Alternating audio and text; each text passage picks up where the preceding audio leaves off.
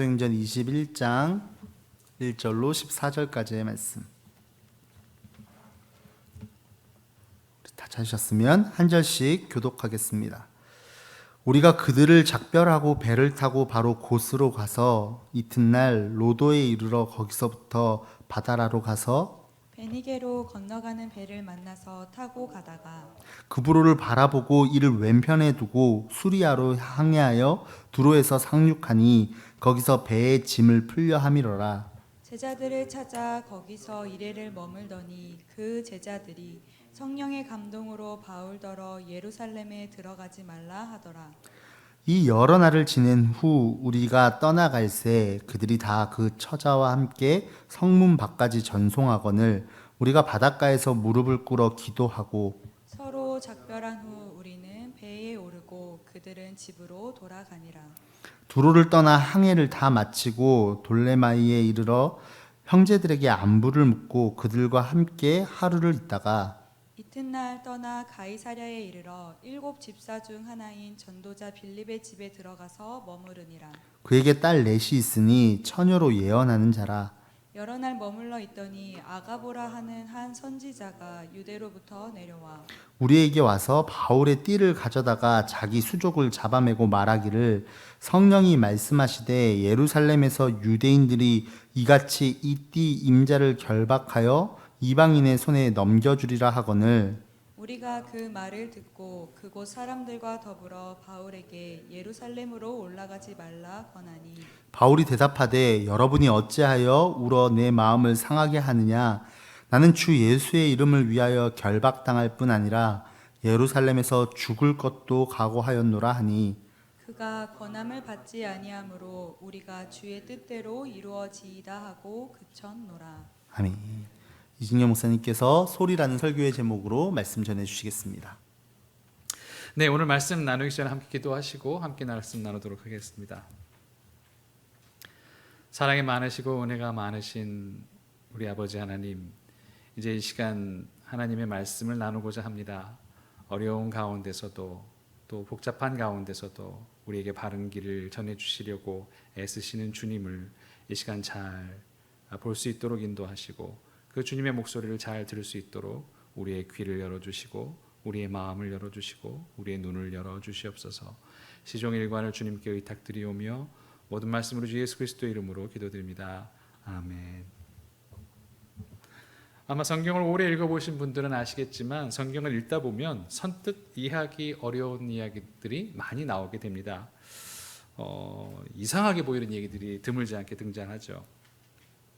아마 구약성경 열왕기상 13장에서 나오는 그 이야기도 그런 이야기 중에 하나일 것입니다. 열왕기상 13장의 이야기는 이제 이스라엘의 솔로몬이 죽고 나서 왕국이 남유다와 북이스라엘로 갈리는 그런 시점의 이야기 중에 하나입니다. 이제 솔로몬이 죽고 솔로몬의 아들인 르호보암은 단지 유다 지파 한 지파만 가지게 되고 솔로몬의 신하였던 여로보암 왕이 북이스라엘 10지파를 다스리게 될 왕이 됩니다.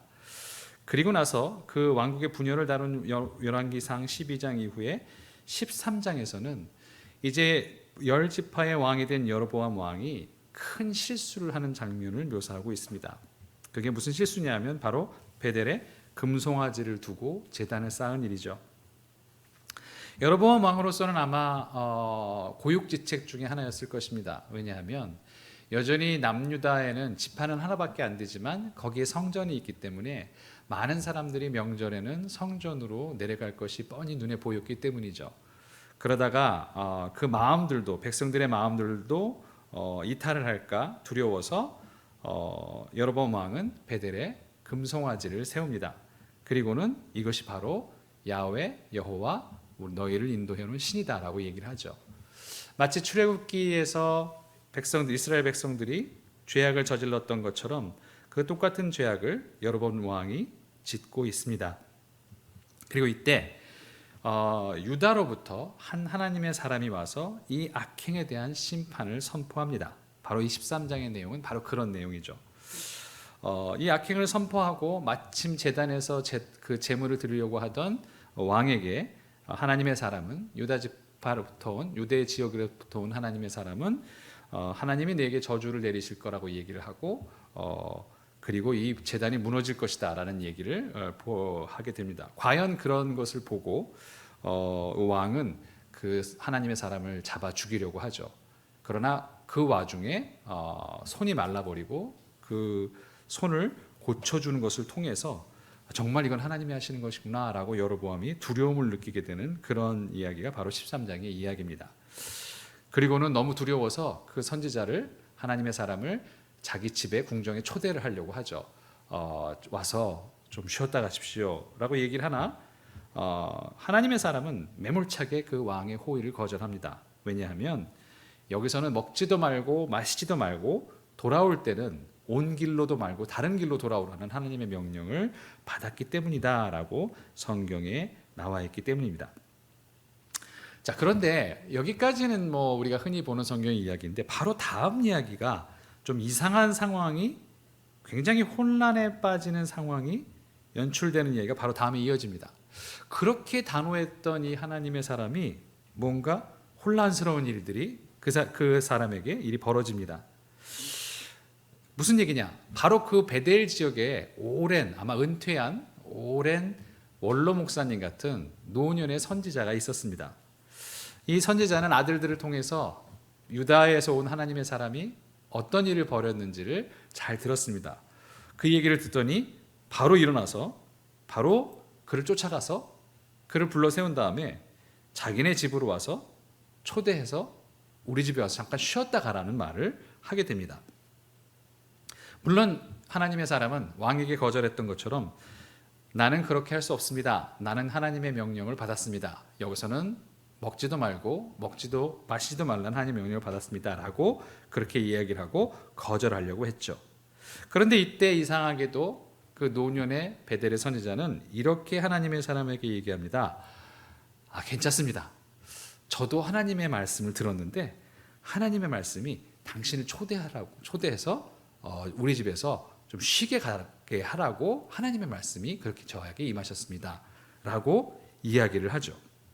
그 말을 듣고 안심한 이 하나님의 사람은 그렇습니까? 그러면 잠깐 우리 그 같은 선지자들끼리니까요. 가서 그러면 신세를 지고 잠깐 쉬었다 가겠습니다. 라고 이야기를 하고 들어가서 막 먹고 마시는데 갑자기 이때 그 노년의 이 선지자는 베델의 선지자는 갑자기 태도를 돌변해서 이 하나님의 사람에게 저주를 퍼붓습니다. 내가 하나님의 명령을 어겼다는 거죠. 그러더니 결국 정말 그 저주대로 돌아가는 길에 이 하나님의 사람은 죽음을 맞게 됩니다. 하나님이 보낸 사자를 통해서 죽음을 맞게 되고 그의 소식을 듣고는 베델의 선지자가 시신을 수습하면서 그 죽음을 너무 슬퍼하고 자기 아들들에게 그렇게 유언을 합니다. 내가 죽거든 이 사람과 같이 나를 묻어달라. 이런 얘기를 하죠. 좀 약간 혼란스러운 이야기입니다. 베델의 선지자를 자기 집에 들이고 그가 하나님의 명령을 어기도록 하기 위해서 그러니까 이 노년의 선지자는 하나님의 말씀을 들었다고 거짓말을 한 거죠. 그것이 거짓말이었다는 상황은 열왕기상 13장 18절에 잘 나타나 있습니다. 이렇게 나와 있습니다. 그가 그 사람에게 이르되 나도 그대와 같은 선지자라. 천사가 여호와의 말씀으로 내게 이르기를 그를 내 집으로 데리고 돌아가서 그에게 떡을 먹이고 물을 마시게 하라 하였느니라 하니 이는 그 사람을 속임이라. 속였다는 거죠. 그런데 왜 그랬을까? 도대체 왜 이런 짓을 했을까? 이 사람은 도대체 하나님은 그러면 이 베델에 있는 사람을 통해서 왜 그렇게 거짓말을 하도록 하셨을까? 그런 생각이 들지 않을 수가 없습니다. 하나님의 사명을 잘 감당하고 돌아가는 길이었죠. 그런데 갑자기 선지자가 나타나서 내가 하나님의 말씀을 들었다라고 하면서 그렇게 얘기를 합니다. 이 유대에서 온 하나님의 사람 입장에서는 이 선지자가 거짓말을 할 거라고는 상상할 수 없겠죠. 같은 선지자이면서 도대체 이 사람이 나한테 거짓말을 할 이유도 없고 아마 자기에게는 그렇게 말씀하셨지만 그 사람에게는 하나님이 나중에 나를 위해서 좀 쉬었다 가라고 그렇게, 그것도 다른 사람도 아니고 선지자였으니까요. 하나님의 말씀을 전하는 사람이었으니까 그렇게 또 하나님의 말씀을 다시 그 사람이 그렇게 내리셨나 보다라고 생각했을 수도 있겠죠. 그래서 그냥 들어가서 먹었을 뿐인데 갑자기 이 사람은 하나님의 명령을 어겼다고 저주를 받고 죽음을 당하게 된 것이죠. 아니 이건 뭘까? 그렇다면 우리의 입장에서는 성경을 읽으니까 그런가 보다 속였다는 걸 알지만 도대체 이렇게 말이 달라지면 어떤 것은 하나님의 말씀으로 이랬다고 얘기하고 또 어떤 건 하나님의 말씀으로 그렇지 않다고 얘기를 하면 어떤 걸 따르라는 것인가, 도대체 뭐가 옳은지 어떻게 확신할 수 있을까라는 고민에 빠지게 됩니다. 제가 만약에 하나님의 사람이었었더라도 그 청을 거절하기는 좀 어렵지 않았을까 생각이 들어요. 상상을 해봐도 하나님이 그러셨다는데, 그에게도 천사가 나타나서 하나님이 그렇게 말씀하셨다는데 그걸 거짓말이야 라고 어떻게 생각할 수 있겠어요? 이 이상한 이야기, 비슷한 이야기가 바로 오늘 읽은 이야기이기도 합니다. 오늘 읽은 이야기는 이제 바울이 모든 3차에 걸친 전도여행을 마치고 이제 예루살렘으로, 그 마지막 행선지인 예루살렘으로 가는 그런 내용입니다. 사도행전 20장에서 21장에 보면 이 예루살렘으로 떠나게 되는 과정들이 잘 묘사가 되어 있습니다. 우리가 잘 아는 것처럼 결국 바울은 예루살렘에서 잡히게 돼서 로마 군으로 넘어간 다음에 결국 로마로 호송이 되는, 그래서 이제 사도행전이 끝나게 되는 것을 우리는 잘 알고 있죠. 바울은 이미 예루살렘에서 자신이 어떤 운명에 처할 것인가를 잘 알고 있었습니다. 바로 성령이 알려주셨기 때문입니다. 우리가 읽은 21장 앞에 있는 20장 23절에서는 바로 그 사실을 이렇게 전하고 있습니다. 오직 성령이 각 성에서 내게 증언하여 결박과 환난이 나를 기다린다 하시나. 그러니까 성령이 알려주신 거죠. 너는 이제 예루살렘에 가게 되면 분명히 이렇게 결박하게 될 것이고 거기서 고통을 받을 것이야 라고 알려주셨다는 거죠. 그래서 이 바울은 떠나기 전에 밀레도에서 이제 그 팔레스타인 쪽으로 떠나기 전에 거기서 자기가 가장 아끼고 헌신했던 교회의 장로들을 부릅니다. 그게 바로 에베소 장로들이죠. 그게 이제 20장 우리가 앞에 나오는 그런 이야기죠. 에베소 여러 교회들 가운데 특별히 에베소 교회는 바울 사도가 마음을 다 쏟고 애정과 헌신을 다해서 섬겼던 교회였습니다. 목회를 하다 보면 여러 교회를 거치게 되는 경우가 많아요. 목사님들 같은 경우에 아니면 선교지를 여러 개 다니는 경우도 있지요. 선교를 하다 보면. 그런데 꼭 그런 모든 교회들이 다 이렇게 목사님들에게 행복을 안겨다 주는 교회만 있는 건 아닙니다. 굉장히 큰 어려움을 주는 교회들도 있죠. 목회 생활을 오래 하고 교회를 오래 바꿔서 이제 목회를 하다 보면. 바울의 교회도 물론 그랬습니다.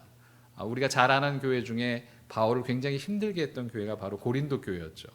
고린도 교회에서 너무 큰 시련을 당하고 아픔을 당했던 바울이었는데 마치 보상처럼 굉장히 그 속에서 애정을 느꼈던 교회가 바로 에베소 교회였습니다. 그래서 특별히 이제 자기는 환난을 당하러 가는 마당에서 거기서 일부러 에베소에 있는 교회의 장로들을 다 불러서 거기서 작별 인사를 나눴습니다. 그리고 그 안에서 같이 서로 뜨겁게 눈물로 기도하고 그리고 이제 작별을 하게 됩니다. 예루살렘형으로 떠난 거죠. 그리고 이제 팔레스타인 그 쪽에 저 북쪽에 두로의 이제 항구에 도달하게 됩니다. 두로에 상륙하자 그곳에 있는 제자들이 바울에게 얘기합니다. 예루살렘으로 가지 말아십시오라고 얘기를 합니다. 그 사람들이 사적인 이유로 그냥 친하니까 그랬을까? 그랬을 리가 없죠. 단순히 바울의 체포를 염려해서 그렇게 말을 했을 리가 없습니다. 사실 이 모든 사람들은 그 당시에 초대교회를 섬기던 사람들은 교회를 위해서라면 죽음도 불사했던 그런 사람들이었습니다. 그들이 바울을 말린 이유는 단순히 바울에 대한 바울과의 인정 때문이 아니라 하나님의 교회를 생각하면서 말렸을 거예요. 교회를 위해서는 지금 예루살렘에 가지 않으시는 게 좋겠습니다. 라고 그렇게 얘기를 했겠죠. 그러나 모든 만류에도 불구하고 바울은 예루살렘으로 향해 갑니다. 그런데 문제는 바로 여기 있습니다. 여기도 아까 우리가 봤던 구약 성경에 나오던 베델의 하나님의 사람과 같은 그런 딜레마가 등장한다는 점이죠. 두로에서 제자들이 바울을 예루살렘으로 가지 마십시오라고 만류했을 때 성경은 그거를 이렇게 전하고 있습니다. 21장 4절, 오늘 읽은 부분의 4절은 이렇게 전하죠. 제자들을 찾아 거기서 이래를 머물더니 그 제자들이 성령의 감동으로 바울더러 예루살렘에 들어가지 말라 하더라. 성경은 이 제자들이 성령의 감동으로 하나님의 그 말씀으로 바울에게 예루살렘으로 올라가지 말라고 말한 것으로 전합니다. 그러니까 그냥 자기 개인 생각으로 올라가지 않으시는 게 좋겠어요가 아니라 성령의 감동으로 그렇게 얘기했다는 거죠. 새번역 성경은 이것을 성령의 지시를 받아서 그랬다고 번역을 했습니다. 그러니까 성령의 지시를 받아서 바울 사도요, 가지 마십시오. 성령께서 우리에게 말씀하셨습니다. 성령의 지시를 받아 성령의 감동으로 바울의 예루살렘 행을 극구 만류했습니다. 그렇다면 그들의 만류를 무시하고 예루살렘 행을 강행한 바울은 결국 성령의 지시를 무시한 셈이겠죠. 그 사람을 성령의 감동을 통해서, 이거는 앞에 있는 구약의 얘기들처럼 뭐 거짓말로 한 것도 아니고 정말 성령의 감동으로 성령의 지시로 제자들이 그렇게 얘기를 했는데 그 말을 안 듣고 자기 막무가내로 자기 성정으로 그랬다는 것밖에 되지 않는 이야기죠. 그런데 바울이 정말 그랬을까? 바울은 정말 자기 고집대로 성령으로 그렇게 얘기하는 걸 무시하고 자기는 간 것일까? 문제는 그 역시 성령의 지시를 받고 성령의 감동으로 예루살렘을 가고 있었다는 사실이었습니다. 사도행전 20장 22절은 그 이야기를 이렇게 전합니다. 보라, 이제 나는 성령에 매여 예루살렘으로 가는데 거기서 무슨 일을 당할는지 알지 못하노라. 에베소 장로들에게 바울은 그렇게 얘기합니다. 오직 주의 성령에 매여라는 그 찬양처럼 내가 예루살렘으로 가는 건 성령에 매여서 가는 거다. 성령께서 나를 이끄셔서 내가 예루살렘으로 가는 거다라고 얘기를 하고 있는 거죠. 아니 그렇다면 우리는 여기서 또 우리 그 앞에 있었던 구약의 딜레마 같은 딜레마를 혹은 더 어려운 딜레마를 맞게 됩니다. 둘 다 예루살렘으로 가겠다는 그 바울의 마음에나 아니면 예루살렘으로 가지 말라고 말렸던 그 제자들에게나 동일한 성령께서 지시를 내려주셨다는 얘기가 되죠. 그것도 아주 상반된 지시를 내려주셨다는 이야기가 됩니다. 성령의 이름으로 성령의 이름을 걸고 들리는 두 종류의 전혀 상반된 목소리가 있습니다. 그럼 도대체 여기서 뭘 따라야 된다는 말일까? 결론적으로 말하자면 바울은 바깥으로부터 들리는 그 사람들의 목소리를 들은 것이 아니라 자기 안에서 들려오는 성령의 목소리를 따랐습니다. 그러나 저 구약의 하나님의 사람은 반대의 것을 선택을 했죠. 그는 바울과는 반대로 자기 내면에서 올렸던 하나님, 자기가 받은 하나님의 명령이 아니라 다른 사람에게 임했다는 하나님의 명령을 따랐습니다. 그리고 그 결과는 극명하게 갈렸습니다. 바울은 성공했고 하나님의 사람은 실패했죠. 소리에는 아마 두 가지 종류의 소리가 있는 것 같아요. 바깥에서 들려오는 바깥으로부터의 소리가 있는 반면 내 안에서 들려오는 내면의 소리가 있습니다. 신앙에 관한 것이라면 사실 이 두 소리는 크게 어긋나지 않습니다. 내 안에서 들려오는 내 내면의 확신의 소리와 다른 사람들이 조언해주곤 혹은 다른 사람들이 얘기해주는 말은 크게 들리진 않죠. 뭐 신앙의 조언이나 신앙의 권면이나 성경에 대한 해석 같은 것은 밖에서 사람들이 얘기해주는, 나에게 얘기해주는 것이나 혹은 내가 나의 확신에 근거한 내면으로부터 소리나 그게 크게 완전히 다른 경우는 거의 없습니다. 그러나 거의 없다고 해서 아주 없는 것은 아니죠.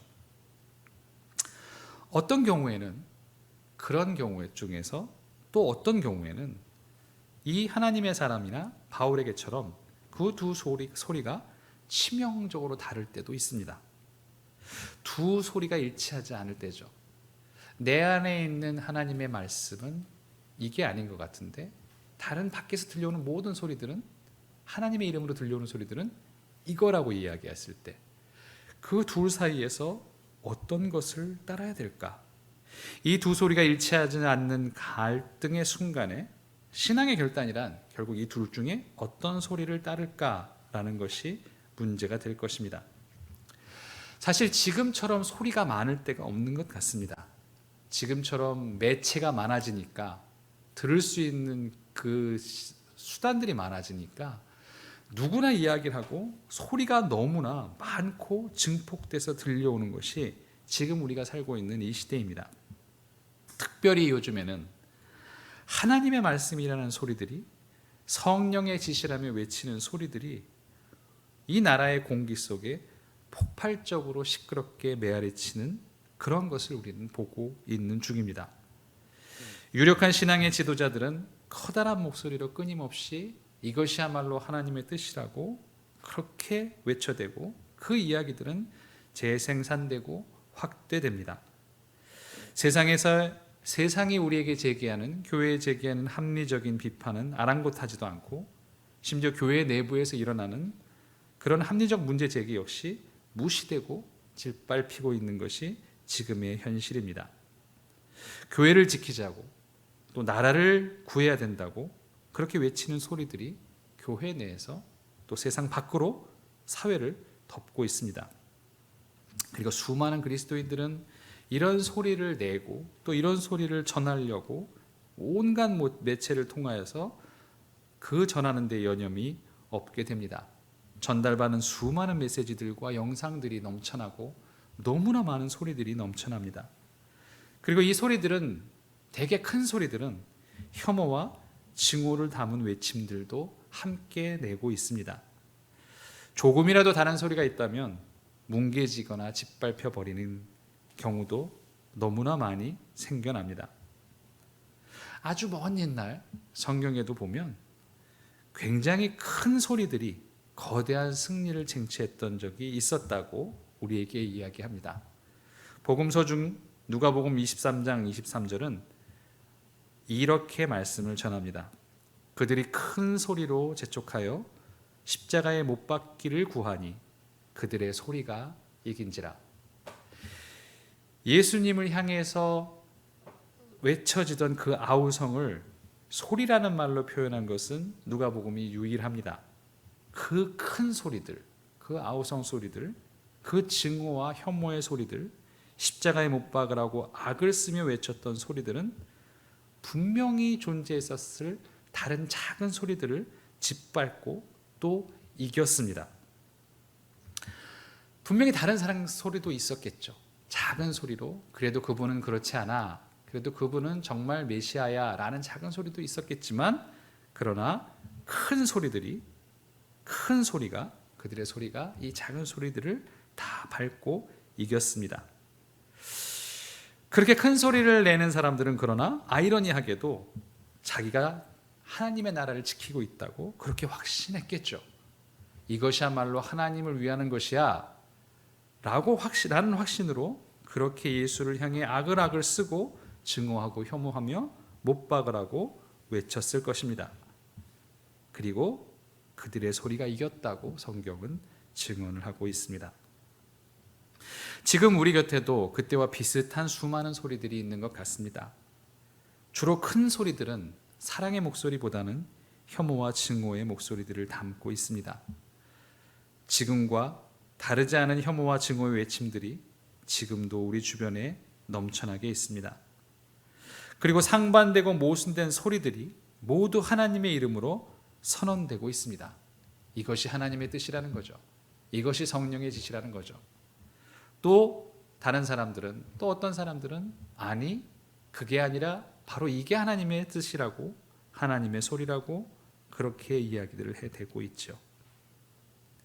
이 상반되고 모순되는 소리들이 모두 하나님의 이름으로 선언되는 때 과연 어떤 소리를 듣고 따라야 할까?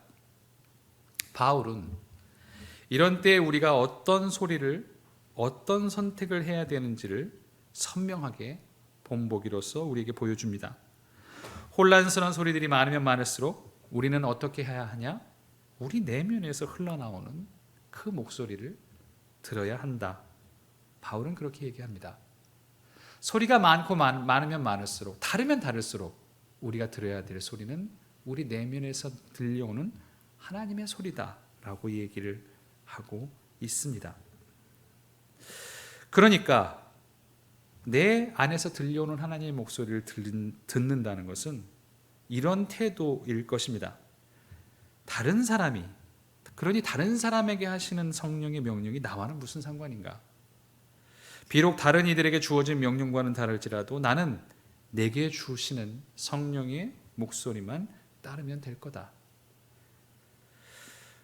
마치 요한복음에서 마지막에 베드로에게 하셨던 예수님의 말씀을 기억하게도 합니다. 그가 어떻게 되든지 그게 너랑은 무슨 상관이냐? 너는 나를 따르라. 다른 사람에게 어떻게 들리던, 다른 사람이 뭘 하던 너는 내게 주시는 하나님의, 너에게 주신 하나님의 말씀을 따르고 그리고 나를 따라와라. 우리는 우리 안에서 들리는 목소리를 조금 더 신경 써서 들어야 할 필요가 있을 것 같습니다. 그러니 다른 사람에게 하시는 성령의 명령이 나와 상관이 없다면 다른 사람에게 들리는 목소리를 판단할 이유도 없습니다. 너는 틀렸어라고 얘기할 필요도 없죠. 그는 또 그에게 주시는 하나님의 말씀을 들었나 보죠. 마치 그 제자들이 바울의 예루살렘 행을 막았던 제자들이 하나님의 음성을 듣고 성령의 감동으로 그렇게 말렸던 것처럼 아마 그 사람들에게는 그렇게 성령께서 말씀하셨나 보죠. 그러나 중요한 것은 그들에게 무슨 말씀을 하셨는가가 아니라, 밖에서 들려온 소리가 아니라 내 안에서 하나님께서 무엇이라고 말씀하시는가가 더 중요하다고 바울은 우리에게 보여주고 있습니다. 바울은 성령으로 전하는 많은 사람들의 목소리, 그 충고와 권면을 듣지 않았습니다. 그는 자신의 내면에서 울리는 하나님의 소리를 듣고 따랐습니다. 이 소리는 큰 소리가 아니었을 것입니다. 호렙산에서 엘리야가 들었던 하나님의 소리는 어떤 소리였던가요? 그것은 크고 엄청난 소리가 아니었습니다. 열왕기상 19장 12절에서 엘리야가 들었던 하나님의 소리는 이렇게 묘사가 되어 있습니다. 또 지진 후에 불이 있으나 불 가운데서도 여호와께서 계시지 아니하더니 불 후에 세미한 소리가 있는지라. 하나님의 소리는 세미한 소리라고 이야기합니다. 세미하다는 건 무슨 뜻일까요? 그것은 귀를 기울여야만 겨우 들을 수 있는 소리라는 뜻입니다. 바깥 소리에 묻히기 쉬운 소리라는 뜻이죠. 하나님의 소리는 다른 소리에 묻히기 너무 쉬운 아주 세미한 소리라고 그렇게 말을 합니다. 하나님이 우리에게 주시는, 우리의 내면을 통해 들려주는 소리도 이런 종류의 소리일 것이 분명합니다. 그것은 때로는 밖으로부터 오는 소리를 차단해야만, 그 모든 소리들을 차단해야만 겨우 들을 수 있는 소리일지도 모릅니다. 그러니까 지금처럼 이렇게 소리가 많은, 그렇게 큰 소리들이 많은 때라면 오히려 지금은 그 어느 때보다도 더 우리 내면에서 말씀하시는 성령의 목소리를 듣고 따라야 할 때가 아닐까 생각을 해봅니다. 우리는 우리 안에 성령께서 내주하신다고 고백합니다. 그렇다면 그 성령은 분명히 우리에게 오늘도 말씀하실 것입니다. 우리는 그 세미한 음성을 들으려고 애써야 할 것입니다. 소리가 넘쳐나는 이때, 이기는 소리들이 많은 이 세상에서 우리는 하나님의 이름으로 들려지는 그 모든 소리 가운데 우리 안에서 들려오는 하나님의 소리를 들어야 할 것입니다. 바울이 그랬던 것처럼 우리도 그 소리를 들었으면 좋겠습니다. 내면의 소리를 듣고 그것을 통해 예수님을 뒤따라가시는 저와 여러분 되시기를 주님의 이름으로 축원합니다.